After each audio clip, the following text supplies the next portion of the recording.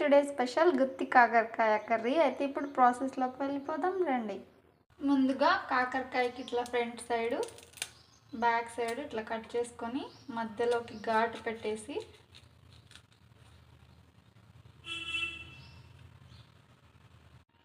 లోపల ఉన్న గింజలన్నీ బయటికి తీసేయాలి. అన్నిటినీ అలాగే చేసేసేయాలండి. ఇప్పుడు స్టవ్ మీద గిన్నె పెట్టేసి తగినంత ఆయిల్ యాడ్ చేసుకోవాలి. ఇప్పుడు నీట్గా కట్ చేసుకుని కడుక్కున్న కాకరకాయలు యాడ్ చేసేయాలి. వీటిని చక్కగా వేయించుకోవాలి. ఒక పొయ్యి మీద చిన్న గిన్నె పెట్టేసి ఒక 1/2 కప్పు పల్లీలు, ఎండు కొబ్బరి ముక్కలు వేసి వీటిని కొద్దిగా వేయించుకోవాలి. తర్వాత 1 స్పూన్ ధనియాలు, 1 స్పూన్ జీలకర్ర, మన కారానికి సరిపడా ఎండుమిర్చి, 1 స్పూన్ మినప్పప్పు. ఇప్పుడు వీటన్నిటిని వేయించుకోవాలి. ఇట్లా ఇవన్నీ వేగిపోయాయండి. ఇప్పుడు వీటిని మిక్సీ పట్టేద్దాం. మిక్సీ పట్టుకునేటప్పుడు సరిపడా ఉప్పు కూడా వేసేసుకోవాలి, అలాగే పసుపు కూడా.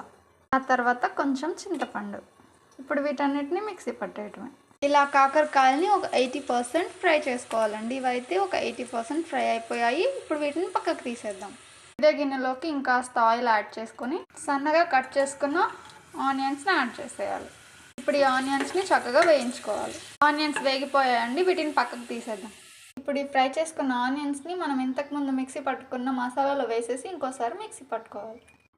ఇప్పుడు ఈ మసాలాని ఇట్లా కాకరకాయలో స్టఫ్ చేసేసుకోవాలి. అన్నిట్లోనూ ఇలానే పెట్టేసుకోవాలి. ఇంతకుముందు మనం ఆనియన్స్ వేయించుకున్న ఆయిల్లోకి మనం మసాలా పెట్టుకున్న కాకరకాయలన్నీ ఇట్లా యాడ్ చేసేసేయాలి. మిగిలిన మసాలాను కూడా ఇట్లా యాడ్ చేసేసేయాలి.